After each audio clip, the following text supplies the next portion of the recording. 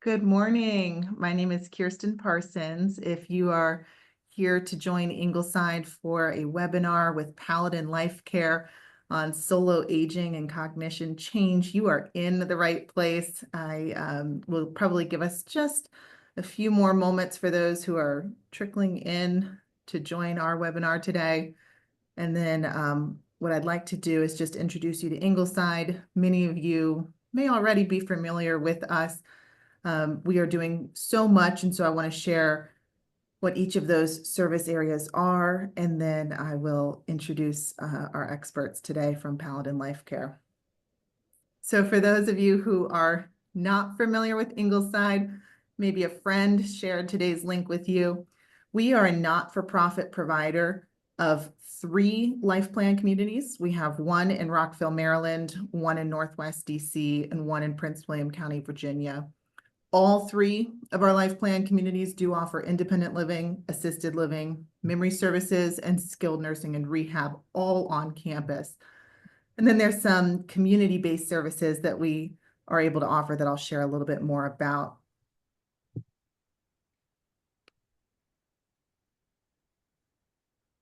So our history dates back more than 100 years. Our flagship community, Ingleside at Rock Creek, in Northwest DC, was formerly known as the Presbyterian Home for Widows. So we do just love and respect that heritage that we have. There's still some deep roots of philanthropy across all 3 of our communities. As I shared, we are nonprofit as an organization and at each campus.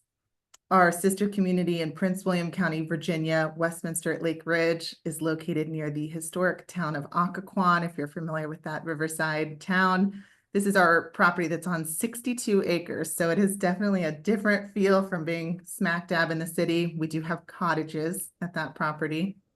And then Ingleside at King Farm in Rockville, Maryland is our baby sister community. This is the center of what was formerly a 2,000-acre farm. So it is a planned neighborhood. It is intergenerational. There are some awards that have been won by this neighborhood in terms of that intergenerational aspect. So it's just a great site as well. And we're so happy to be there. So again, if you are not familiar with what a life plan community is, that does mean that you have independent, assisted, and skilled services all on one campus. So if those terms are not something that you're clear on, or you're thinking, I don't know that I know what each of those means, independent is very much what it sounds like. It's a concierge lifestyle. It is about the social aspects of being in a community. There are amenities, and it's really heavy on social engagement, but it's not a medical model. And so when we're talking about independent living, this is not a setting where nursing team members are providing care, or where someone's dependent on that. Certainly someone may have private caregivers in their home setting in independent living, but it's not driven by the community. Assisted living, as it sounds, is a supportive care environment. So if someone is receiving assistance, there are nursing staff present 24/7. But again, it's not a total dependent care situation. So someone is doing so much for themselves, but also maybe needs support with something like medication management or safety during something like showering. We are really grateful to have incredible memory program directors at all 3 of our properties. So we have memory services that actually run from independent all the way through nursing care. So really able to serve individuals in early cognition change, individuals in a moderate stage, and even through advanced dementia. Our residential program is at the assisted living level of care. So that's our memory support assisted living. Again, supporting those needs at the assisted environment, so medications and some of those ADL areas, but a focus on social engagement and really caring for someone who's had some change in autonomy and cognition and able to, kind of direct and drive their own day. And then we also have long-term care and short-term rehabilitation. So when we think about having that skilled nursing facility license, we're able to both serve individuals permanently who need significant care, as well as in a short-term capacity, for example, after a hospitalization, whether that's planned or unplanned. Ingleside Engaged is our social day program. We are so proud of, again, what our teams are doing in the memory space. This is an opportunity for somebody who's not part of our community or may be in our independent or assisted living to participate in a dementia-specific group of individuals who comes together. So each person participating does have some form of cognition change. So some form of a dementia diagnosis or maybe mild cognitive impairment. And they're able to come together for a day of activities that really just looks kind of like hanging out with your friends, having a meal together, enjoying a discussion group. Sometimes there's a concert. So it is structured, but flexible. And the hours differ depending on roughly 10 to 3. And again, it's something that's open to our residents, but also the greater community. Ingleside at Home is our home care agency. We have partnered with Interim Healthcare to be able to provide these services both to our residents and the greater community. So again, something that we're able to offer just even beyond our own walls, individuals whose intention may be to age in place at home, and they do need some private caregiver support to be able to do that safely. And then lastly, Experience by Ingleside is our concierge service line. So this is something that's non-medical. The goal is to support individuals with those things that either they're on our wait list, they're looking forward to being in a community and receiving these services, or maybe they're aging in place at home, have no intention to move to a life plan community, but they do want help with dog walking or grocery delivery, or they want to know that the plumber they're calling is vetted and insured and referred to them by someone they know. So this is what our Experience by Ingleside concierge line is. We have team members who will receive your call with a vendor that we've vetted to provide that non-medical service. All right, lastly, I just want to share with you 2 dates. These are our upcoming webinars in May. We actually will be talking about Experience by Ingleside, the concierge line that I just mentioned. So as you're thinking about maybe readying your home for summer, maybe you won't be there for a few months, or there's certain services you want completed, reach out to us. Our concierge team member will handle that request and make sure that we get you the vendors that you're looking for. And then part of the series that we're in today on navigating dementia, it'll be our 5th session in this series, Normal Aging versus Dementia, with Pam Mills, who is a care manager in the area. And she'll be talking to us about kind of what that looks like to have a normal aging experience versus what is more of a clinical cognition change, and how to see that difference and support within that. So save those 2 dates, May 6th and May 13th. All right, so Julian and Sheila have joined us today from Paladin Life Care. This is a care management group that has been around for more than a decade, serving clients in the DC, Maryland, Virginia area. We're so grateful to have Julie and Sheila on the call today with us to share about solo aging and cognitive change. Julie, I'm going to pass it over to you. Great. Thank you so much. Okay, I will start sharing. Here we go. Can everybody see our screen? We're good? Can't see your screen yet. Nope, not yet. Now we can. There we go. And I hit the share button, then it works. So hi, everybody. Sheila and I are so happy to be here today. And thank you, Kirsten, for giving us this opportunity to share a little bit about solo aging and cognitive changes. I'd like to introduce myself. I'm Julie Rose. I am the CEO of Paladin Life Care. I've been with the company for over 7 years. And my history comes in that I have a master's of education, love teaching and educating people and just learning. I am also a certified health coach, certified dementia practitioner, and my most recent addition is becoming a certified aging in place specialist. So really between the two of us and our experiences at Paladin Life Care, hopefully you'll find what we are sharing today informational, and questions we'll be happy to take at the end. And Sheila, would you like to share a little bit about your background? Absolutely. Thank you, Julie. And Kirsten, thank you so much for inviting us, and so happy to be a part of this. And nutrition and things that we have, we'll say, control of, that we can do the actionable steps as we're talking about today. It's such a passion for me. And my background, I have an undergrad in psychology and a master's in rehabilitation counseling, as well as psychology. I'm a board certified holistic health practitioner.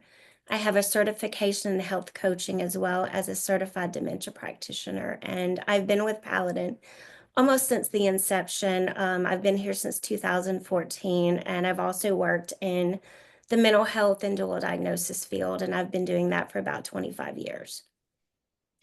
And a little bit about Paladin Life Care. It is a life care management company. We serve seniors, the aging population, and individuals with disabilities, whether they are born with them, mental health challenges, or people dealing with cognitive decline, or one of the hundreds of, over 100 diagnoses of dementia. We also have life care managers and nurse care managers on our team, and we do serve in the areas of power of attorney, both medical and financial. So our experiences very much play into this role of cognitive changes, and especially with those who are solo aging for whatever different means. And solo aging, you're not alone. There are approximately 22.1 million solo agers in the United States, accounting for over a quarter of the older population, which is considered, 55 plus. Additionally, but of those, 4.3 million Americans are living with some sort of cognitive challenge, whether it's dementia or one of the other cognitive impairments. Solo aging is coming from that over a quarter, which kind of runs into this 22.1 million of baby boomers did not have children. They chose to live free and not have them, or whatever their reasons are. Solo aging includes more than half of the women over 65 are solo agers that are living alone. And with things are running in the next 10 years, people who are considered solo agers is going to double. Sheila and I and our team think aging is not lost youth. Some of our favorite people are our clients. We get very attached, and they're considered second members of our families.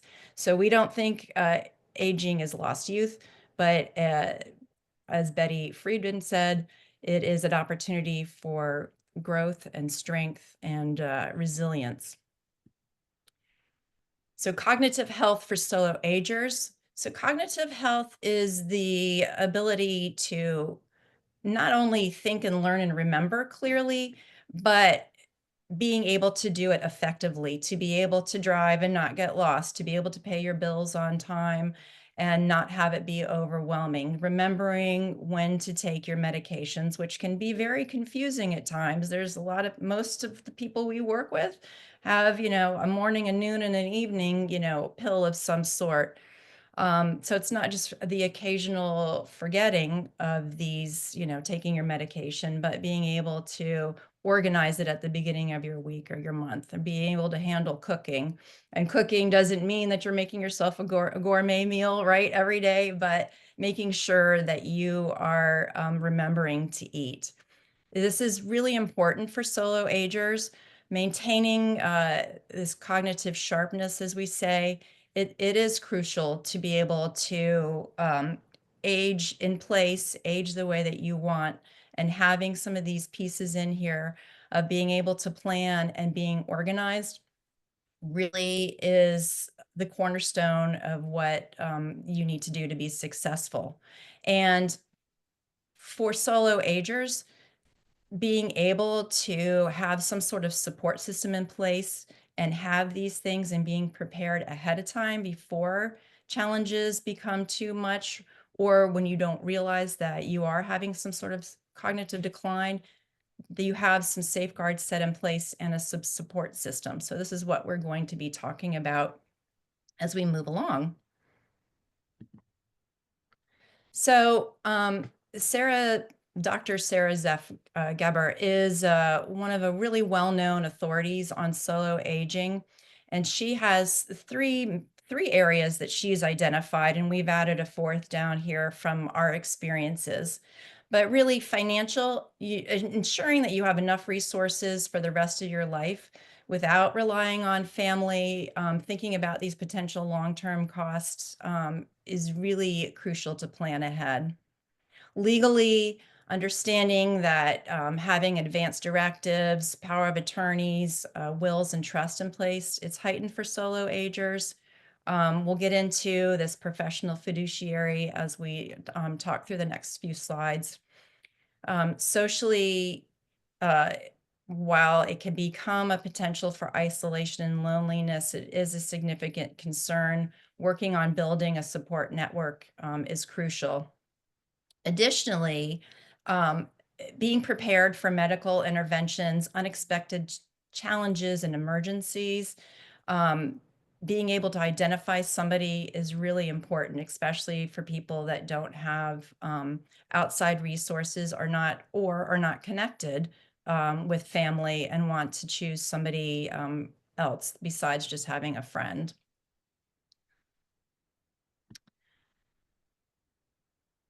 And there are actionable steps to support successful solo aging. Thoughtful preparation and mindful strategies are the key to preserving our independence and cognitive strength as we age. Yep. So as we go through this, we are going to start with thinking of the financial planning and planning ahead. So really the foundation of where we're at, whether you're choosing to age in place or consider a new home, really understanding your finances to be able to live your life with your current lifestyle really is dependent, and utilizing a financial planner or a wealth manager can be crucial.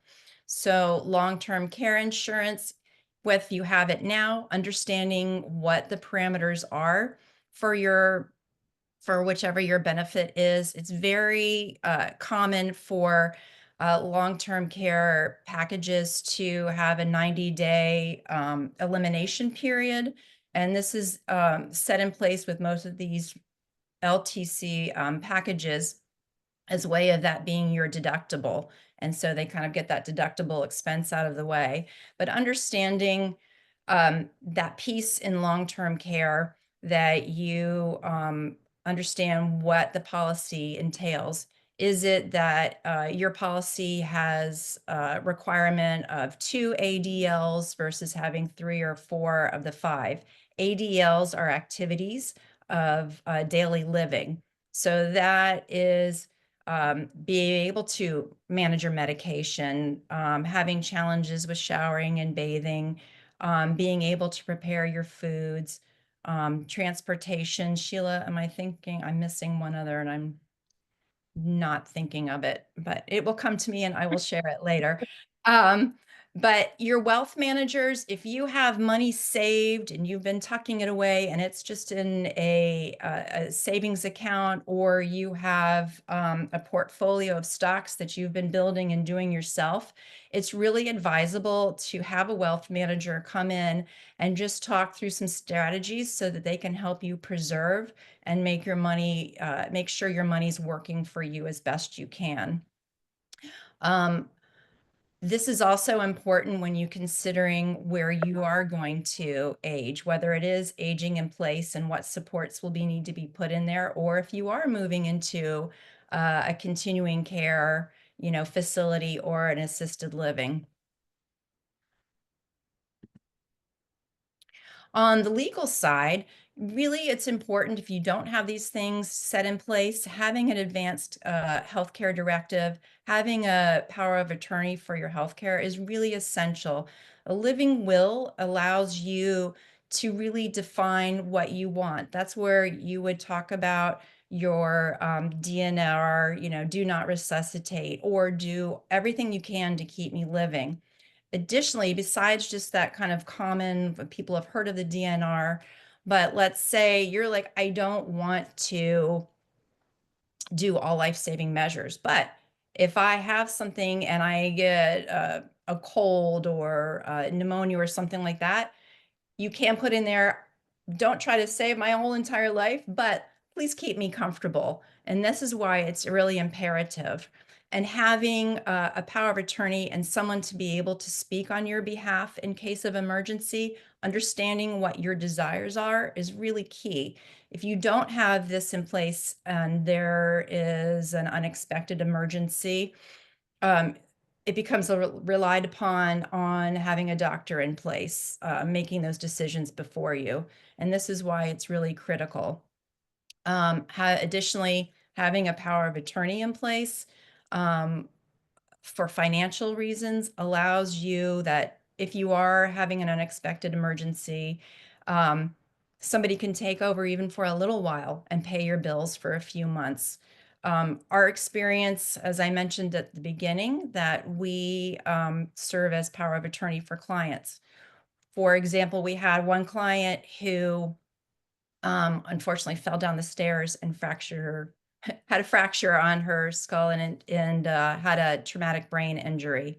Well, as she was recovering, we were able to go in, make sure her pets were covered, pay her bills for, I think it was an 8-week, 2-month duration, and really advocate on her behalf medically. There were certain things that she didn't want to have done, plastic surgery and different things. And while she was on high doses of medication and not being able to think clearly, we had that background knowledge in place and were really able to advocate and make sure that she was being cared for medically while taking care of all of the financial pieces at the same time. So we kind of can't just emphasize that enough.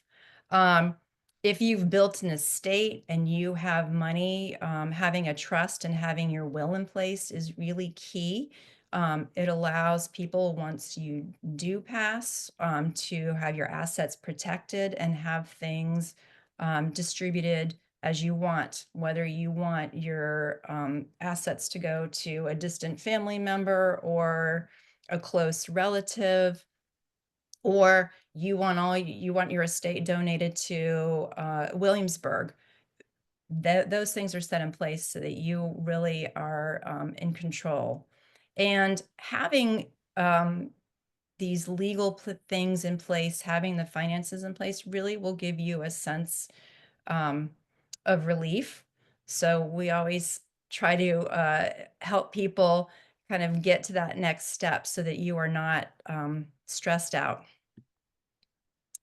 Um, Thinking about your home and safety and where you are, considering thinking about what modifications you need to have. So as an aging in place specialist and a passion for interior design as a side thing, um, making sure that your home is equipped.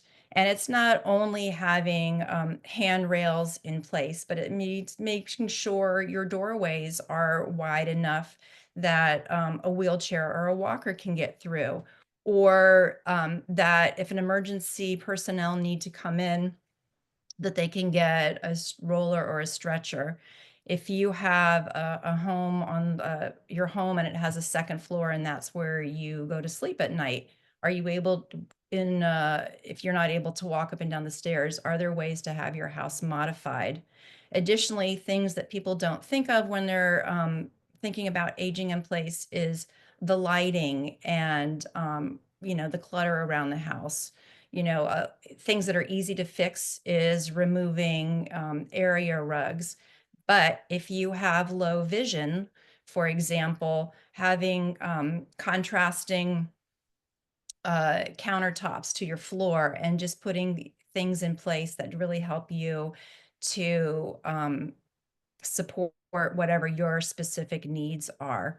Additionally, now with the age of technology, there are so many things that you can set in place where Alexa can, or one of these devices can turn your heat and cooling on automatically. You can call out and have them turn on and off lights as you're walking through room to room, or even want to sit down and listen to music and, and not have to get up. So some of those are considerations, and I'm happy to talk to anybody afterwards about aging in place.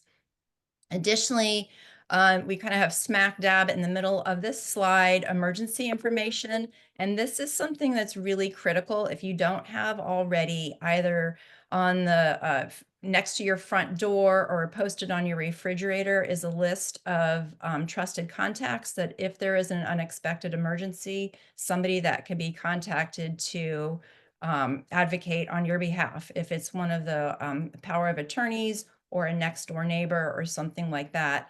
It should also on this list include your current medications, your insurance, and then of course, if you have any pets that need to be tended to while you're out, really important for the emergency first responders to have that information.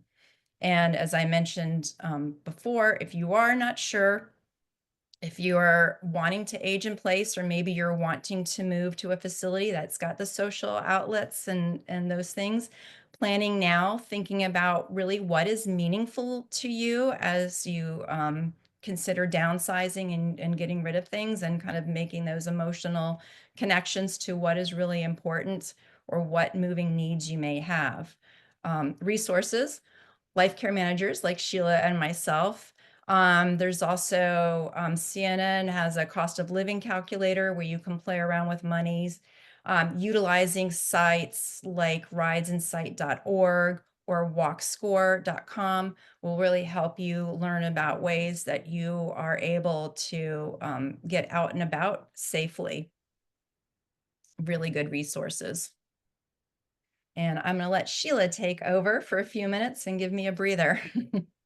Absolutely. Thank you so much, Julie. And one thing that's important to Julie and myself is really offering those actionable strategies, those small pieces that may make a difference in quality of life, whether it be in the home or, and what we're going to talk about now is just ways to make a difference with behavioral modification, with nutrition, with supplementation, and starting off with nutritional. I mean, nutrition is such a powerful tool and one of the most effective and accessible tools. And really, what you eat today shapes how your brain performs tomorrow. So, you want to have a diet rich in calming nutrients that are supported by strategic supplementation that help to enhance resilience, that restore balance, and protect long-term health. And according to some of the science that's out there, and I know this isn't something new for people understanding the Mediterranean or even the MIND diet, which is the Mediterranean Dash intervention for neurodegenerative delay. They're diets that are extensively studied for their brain protective effects. And what they really emphasize is fresh fruits and vegetables, especially leafy greens and berries. Food that's rich in antioxidants and phytonutrients that help fight the oxidative stress in the brain, which can lead to, dementia, many times to Alzheimer's. Whole grains, which help stabilize blood sugar and provide steady energy to brain cells, which also support really function currently, but also in the future, really preserving your brain health. There's lean proteins such as fish and legumes, which help to support neurotransmitter function and tissue repair. Healthy fats are really big for omega vitamins. You want to include fish, nuts, olive oils, which are really vital for maintaining the integrity of brain cell membranes and reducing inflammation. And science shows us, sorry, I can't talk this morning, studies have been shown that adhering to these dietary patterns can really reduce the Alzheimer's disease, and by 53%. The mindful diet shows that it can slow the rate of brain aging and by preserving memory and executive function. That's really an amazing statistic. Yeah, it's really 53% is amazing. That just dietary changes. Yeah. And also looking at one of the real concerns as we age, there is a term now called inflammaging. And what it really does is combine inflammation and aging, and it describes the chronic low-grade inflammation that develops as people age. And this is there even if there's an absence of infection or disease. So it's really important to look at ways to decrease the inflammation in the body.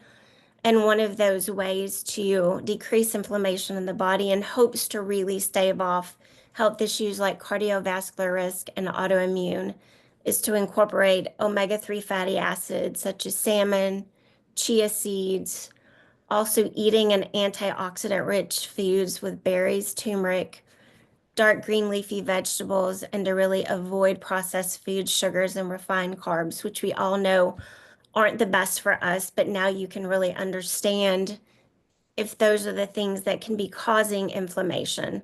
Important to really remove as much as possible. And then regular exercise. We've found that moderate intense physical activity reduces inflammation markers like C-reactive protein, which are really important as we age. And the science shows that anti-inflammatory diets and exercise have been shown to reverse markers of systemic inflammation over time. And I think, Sheila, one of the, when we talk about the processed sugars, I know you and I talk often about like stevia and Mhm.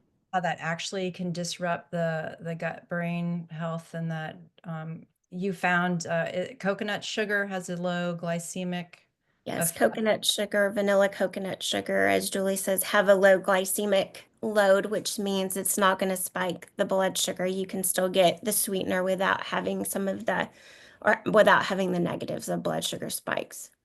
Love that sugar. Yeah. Yes. And one of the things that are also important as we age is really looking at sleep quality.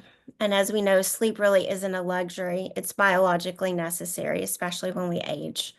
And prioritizing consistent routines, natural supports, and a sleep-friendly environment can really lead to better health, energy, and emotional balance. And physiological changes are going to occur as we age, and they can disrupt sleep cycles, which can lead to poor recovery and high stress sensitivity.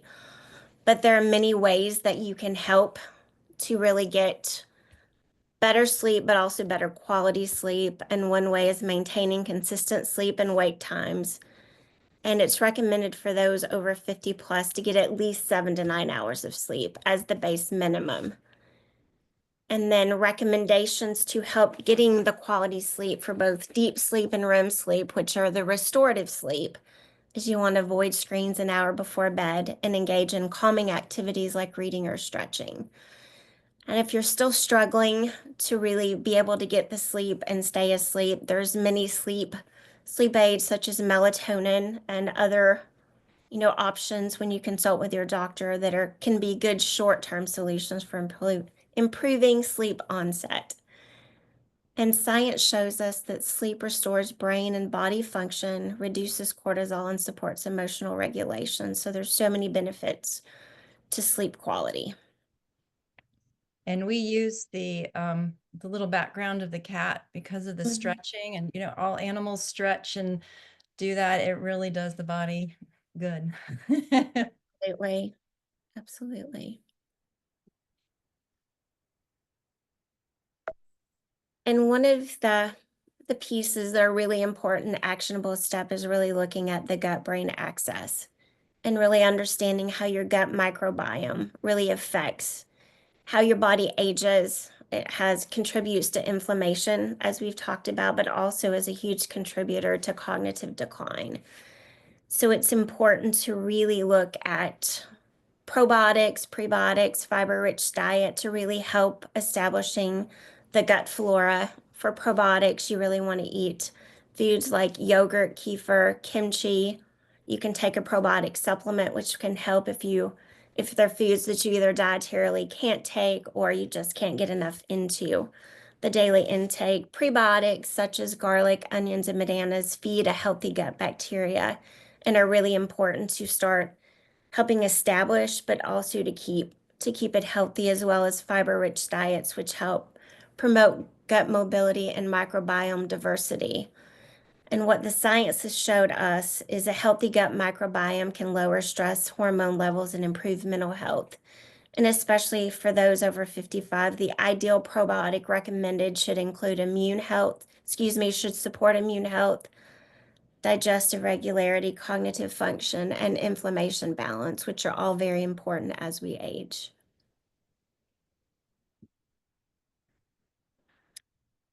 And also talking about staying healthy, we know the importance of muscle and energy. And we know that regular exercise, looking at strength, as far as exercises that help with that, are it's maintainable with the right habits. And one of the things that Julie and I have found really empowering in working with our clients is knowing that loss of muscle strength and energy is not inevitable, and it's not just a process of aging. There's so much that can be done to not only maintain muscle, but actually build muscle as you age. And ways to maintain muscle while increasing your energy is actually incorporating resistance exercises, such as 2 to 3 times a day per week, to really rebuild muscles, but also improve resilience. And to give you those building blocks that are really needed to help with maintaining muscle or building muscle, you want to aim for 1.2 to 1.6 grams of protein per kilogram of body weight daily, which is recommended as the minimum. And then also with micronutrient support to ensure you have enough vitamin D with K2, a good activated B complex, and magnesium intake combats fatigue while it supports memory and focus. And what science has showed us is that exercise and adequate nutrition can actually reverse muscle atrophy and improve mitochondrial function. And the Stafford Center on Longevity actually suggests aiming for 25 to 30 grams of protein per meal as one of the amounts. And when Julie and I were looking at it, was really surprised, but it makes sense that that's one of the building blocks for muscle, but also providing energy. So that is their recommendation for longevity and living well. And there are many different types of magnesium. So if you have questions later, Sheila can help with that. There's magnesium, different forms and different functions for the different types of magnesium. Absolutely. And talking here, regulating cortisol levels. If you're not familiar, cortisol is considered the stress hormone, and it's produced from your adrenal glands. And having higher elevated levels of cortisol really can be damaging to tissues, to suppressing the good fighting cells that help keep you healthy and not get sick, and disrupt your metabolism, your metabolic processes. High cortisol levels can lead to inflammation, which Sheila's been talking about, all the different ways to reduce it. High cortisol can affect your blood pressure, and it can also really mess with your sleep cycles. So helping to find ways to reduce the cortisol and the stress hormone, meditation and yoga, even deep breathing and stretching, as we were just mentioning, can really help reduce your cortisol levels. And meditation can just be an inward thought process where you don't have to go through this kind of formal, I'm meditating now. If your mind just kind of wanders and doesn't worry for a few minutes, possibly, thinking about the things that bring you joy can be a form of meditation. That stretching with the yoga is really helpful. Even sometimes going outside and just getting a breath of fresh air, being outside in nature, has been shown to be a very effective way to lower cortisol levels. If you dare take your shoes off and let your toes wiggle around in the grass and connect with the ground, is really effective too. Other ways, if you're at home and it's winter and you want to take supplements like ashwagandha or rhodiola, can really be effective ways to supplement to regulate cortisol. These can be found at your local apothecary. It can be found in health food markets like Moms or Whole Foods have reputable brands that you can choose from. Also, there's a wide array of teas that now carry ashwagandha, have the rhodiola. Others, lemon balm is another one that is helpful just to kind of calm the nerves.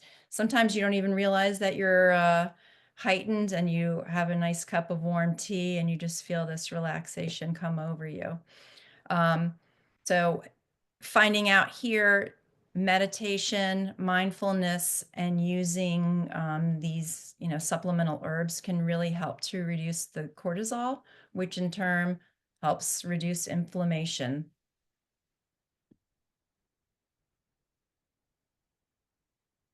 And I'm sure you're probably wondering in certain ways why talking about stress is understanding how stress actually depletes the body of key nutrients. And one important way of strengthening the body is really looking at the different nutrients that can be depleted from stress, and through diet and supplementation, you can really start building a strong foundation for resilience and really replenishing what you need. Magnesium is utilized when your body is stressed, and also we understand that magnesium really helps you relax, is something good to take in the evening or during the day that really helps calm the nervous system. Also, omega vitamins are really big, as we've learned, through the slides, is how it is involved in reducing inflammation and supporting brain health, and it's also one of the key nutrients that is depleted with stress. L-theanine, which is found in green tea, is an amino acid that promotes relaxation without drowsiness, and which is a really good thing to incorporate through supplementation to help deal with the physiological response to stress, which can cause the fight or flight. But as we stay in that moment and and chronic stress becomes repeated, then you're going to have nutritional deficiencies that are important to really have. At least science has showed us that targeted supplementation really can help restore balance and repair damage that's caused by chronic stress over time.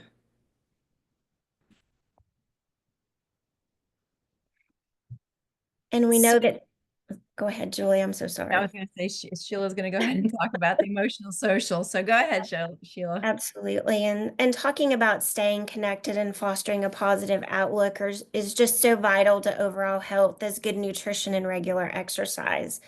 And while many times we focus on what we eat or how much we move, it's so equally important to nurture our emotional and social well-being, especially as we age. Even with small daily actions, we can strengthen our mental well-being, we can deepen those relationships, and we can thrive emotionally at any age. So some of these ways that to build social connections, clearly going out and being with people, one-on-one, face-to-face is an option. But as we said, you don't need to be a social butterfly to be connected. You can take online classes, which you can audit and take through community colleges. They're great resources. We have amazing colleges in our local colleges in our area. We're very fortunate. Our online, libraries often will have lectures and different opportunities. Additionally, places like the Smithsonian, they have virtual museum visits. They offer numerous classes and lectures. They even have classes offered, at least at a time. I don't know if it's current now, hopefully, for those that have been diagnosed with Parkinson's, to go in and exercise, which is a way to connect and meet people with the same challenges. And then connecting with music, that's another way that's really been found scientifically to reduce stress. And as we said at the beginning, that getting older doesn't have to be negative. So really being thankful for where you are and being someone that can try to live your life on your own terms is helpful. If you're finding that you can't get out of these negative patterns, though, and out of these constant feeling of this fight or flight, really consider working with a therapist and a specialist. Cognitive behavior therapy has been found to be really helpful.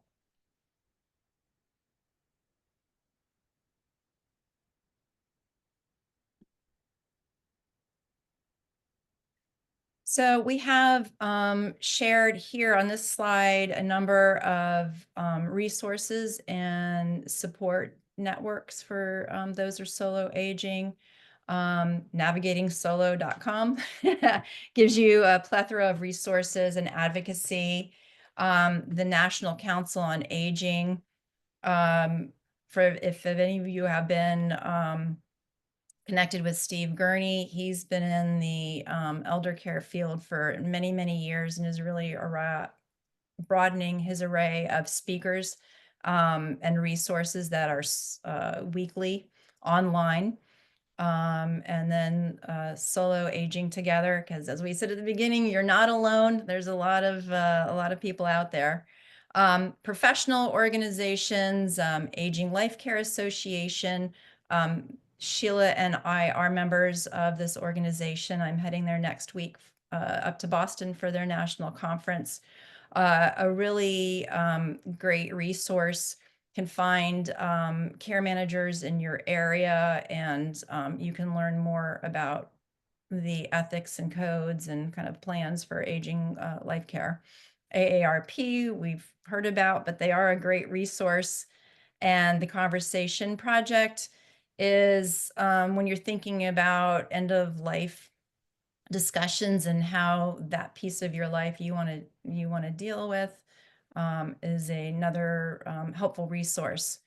If you love to read books and get into that, Sarah Zeff Geber, that I mentioned in the beginning, she has the Essential Retirement Planning for Solo Agers.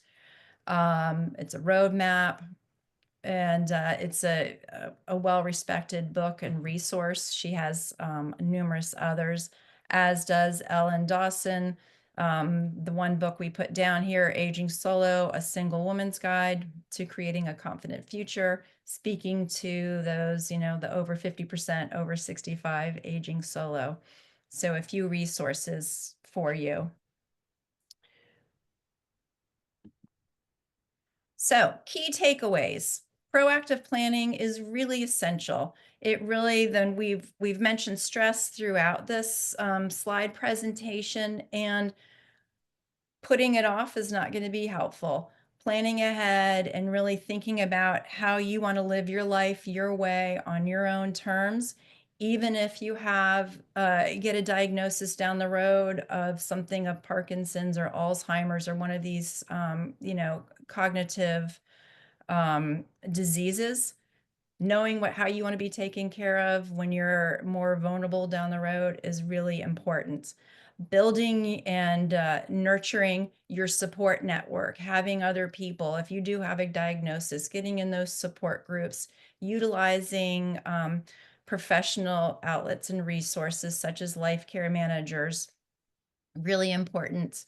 A lot of the companies, and I'll just mention here, have proactive, well, maybe not a lot, it's becoming one, but Paladin Life Care, we have an Empowered Senior program where we help set up that safety net for people who are independent and aging solo and just want to have that if there's an emergency that happens, we're there, we know who you are, and can come in and support and assist, even from a non-legal power of attorney situation.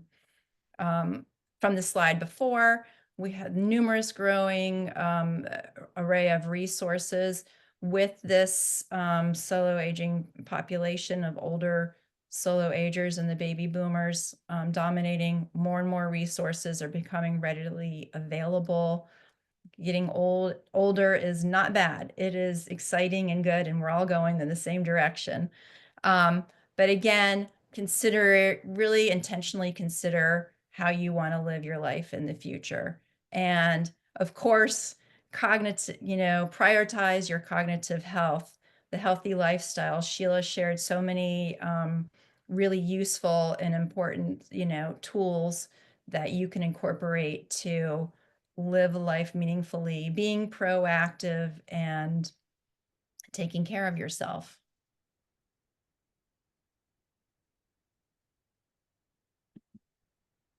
If you want to get in touch with us and have further questions, again, here is both mine and Sheila's contact information. If you want to shoot us an email, it's pretty straightforward. Julie.rose@Paladin Life Care or Sheila.Kirkbride@Paladin Life Care. We've shared our direct numbers, and if you want to call the office, but we're happy to answer any and all questions you have related to nutrition, health, solo aging, resources or references for attorneys or wealth managers if you don't have somebody that you work with currently.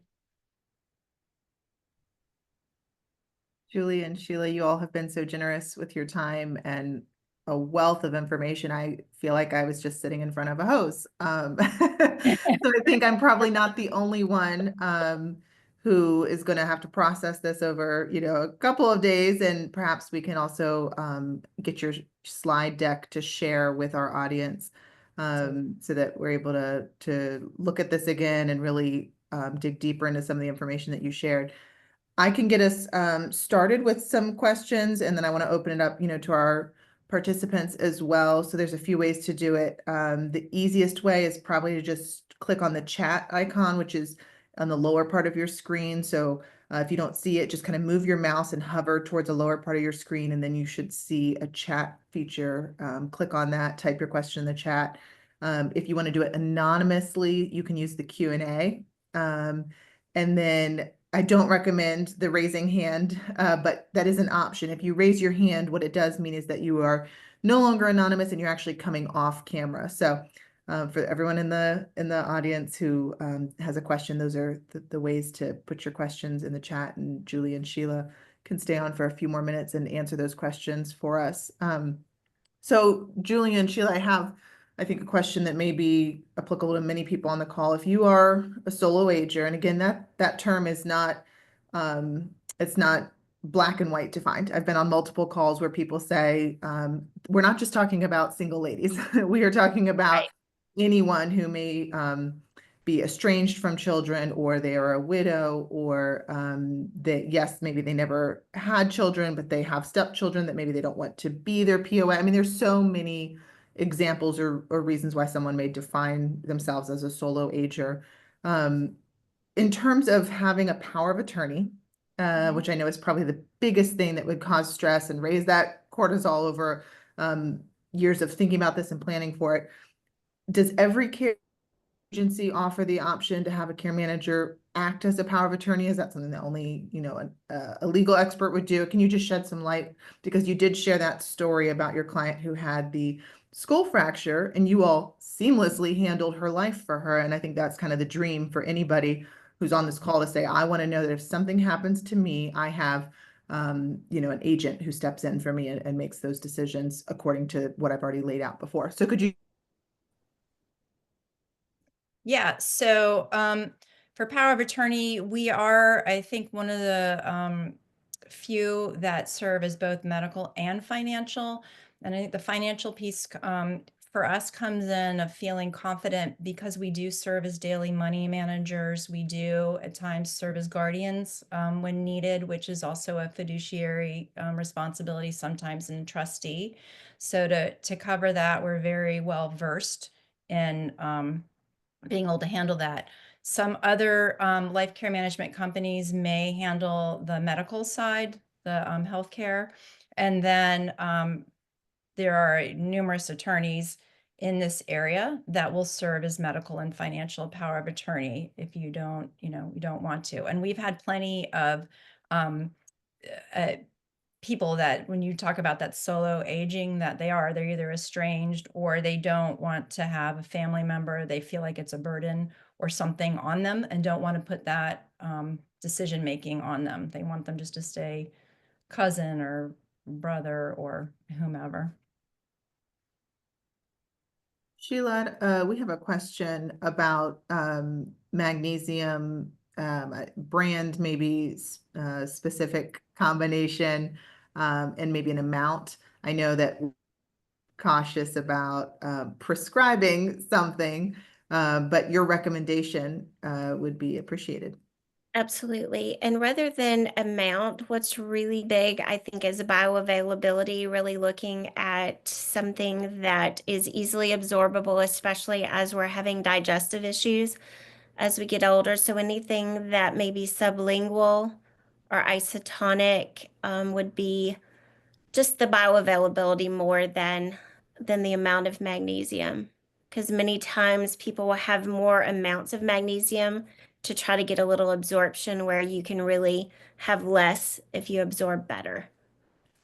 So what is it, Sheila? Is it glycinate is the form, or the what, threonate also is the one that crosses the blood-brain barrier? Yeah, those and as she said, sometimes really, since it's not good to, we'll say to prescribe, definitely looking at the doctor with some of the health issues. But as Julie said, crossing the blood-brain barrier, able to really be readily absorbed by the body is the biggest recommendation. And if you have an apothecary that is nearby, they also have registered dietitians often that are working the sales floor, and are a great resource near.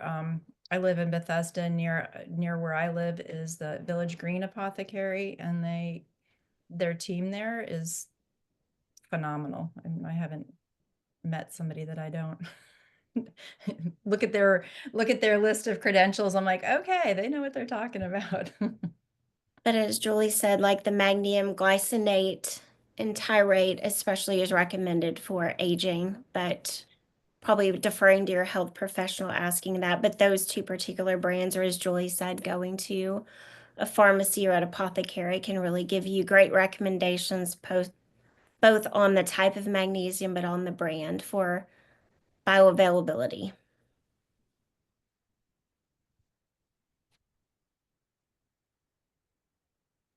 All right, I'm trying to keep an eye on questions as they're coming Absolutely. in. So we are recording today's webinar. And so yes, I will get that out to everyone who registered. You are welcome to share it with friends. Please do. I'll get you the contact information for Sheila and Julie. We'll hopefully get this slide deck as well. I understand we have a question about over-the-counter prescriptions or over-the-counter non-prescriptions for stress. I think there were some shared in the slide deck. In Yes. terms of some herbs that may be recommended. One of the things I can just share from working with so many clients is that, you think about going to a physical therapist when you have an injury, or you think about seeing a financial advisor when you want to make a retirement plan. I strongly encourage, everyone on our call to think about involving a care manager in their, not retirement plan in terms of just financial, but in terms of kind of looking over it like a quarterback and saying, okay, here's the plays, and that could include making sure that there's a referral to a naturopathic physician, maybe for some of these herbs and vitamins that we could take, and making sure that we have our advanced directives done. And, I think there's just so many aspects that a care manager can support with. And I know we refer liberally to care managers. So I would just encourage everyone on the call, if you're not familiar with a care management team, reach out to Paladin Life Care. If you would like a couple suggestions, I can provide that as well. Yeah, and it is just being that proactive, and that does reduce the stress. Just learning what your options are wherever you live, like, who's close by, and if there is that unexpected emergency, knowing that you have professionals kind of in your playbook, in your pocket, that you can use and call, because we can't plan our emergencies, right? I see a question about having more than one health POA. So I know that we can name kind of like a first, secondary, tertiary. Is there a different answer to that, Julie or Sheila?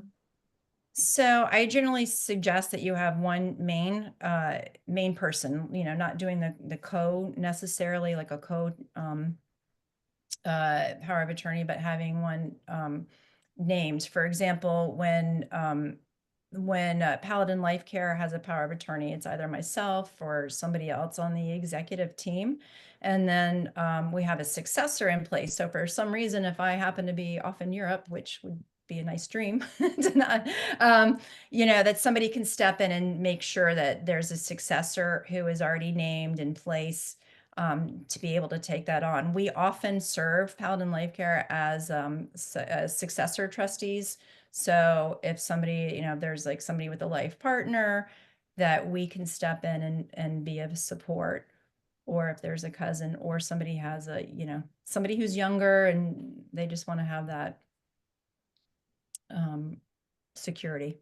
Yeah, I think the intergenerational part is huge. I've heard that from other conversations on solo aging, either intergenerational or having an agency support in that way. So one other just recommendation or thought I would have for our audience is that there are some great support groups online. So Julie mentioned Steve Gurney of the Positive Aging Community. We are currently going through a book right now on achieving a good death, where we talk about a lot of this. But just thinking about that, if there's not a book club already going virtually, maybe you are the one that starts it, going through Sarah Zeff's book on solo aging. My perspective after almost 15 years now serving in the senior living field is that the way that somebody prepares for solo aging should be the gold standard. That idea of not wanting to rely on someone else, or maybe in solo aging, knowing that you cannot maybe rely on someone else. That's how we should all be planning about our advanced directives, about making our wishes known, securing our finances.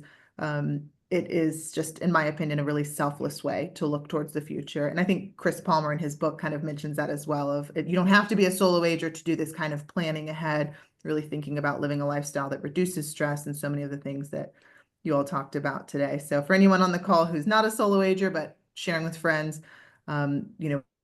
would encourage you to do that kind of planning. Absolutely. Absolutely. So I see a couple more comments about the slide deck. So we're going to try to get that out to anyone who registered. So Yeah, you don't have to absolutely. individually make that request.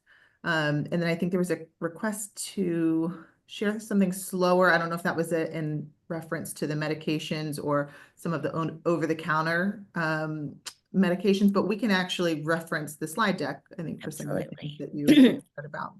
And they can be, and this is Sheila, they can be, reach out to us at any time. Yes, we know it was a lot of, we'll say, information, overarching information, just to really give some actionable steps. But yeah, to delve deeper, if they have any questions, I'll be glad to, like we were saying, we have like an infographic with some more information on it and with a slide deck, and to kind of delve a little deeper than we were able to on a call like this. But we'd be glad to help in any way we can. All right, well, I'm going to wrap us up. We're after the hour. Julie and Sheila, thank you again for you. the generosity of your time and knowledge, and we will get a recording and the slide deck out to everyone who registered. Have a great afternoon. Thank you. You too. Thank you. Bye, everybody. Bye.